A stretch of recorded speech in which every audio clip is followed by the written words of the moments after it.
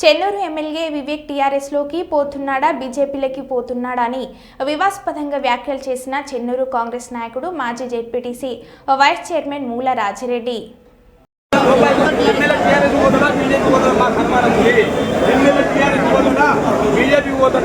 మాకు చాలా అనుమానాలు ఉన్నాయి కాబట్టి అది జరగదు. మేము కాంగ్రెస్ పార్టీ పనిచేస్తూ ఉన్నది ఇక్కడ నాకు అవకాశం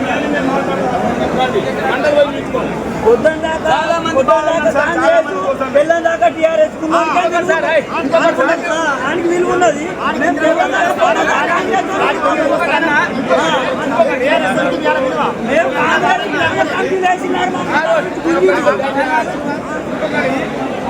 ఎమ్మెల్యే రైతు బండి మీద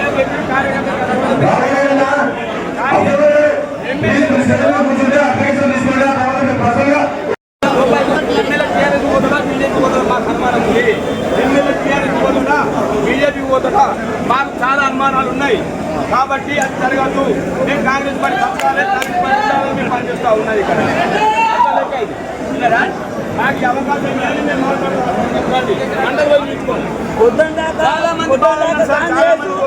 దాకా టీఆర్ఎస్ విలువ ఉన్నది.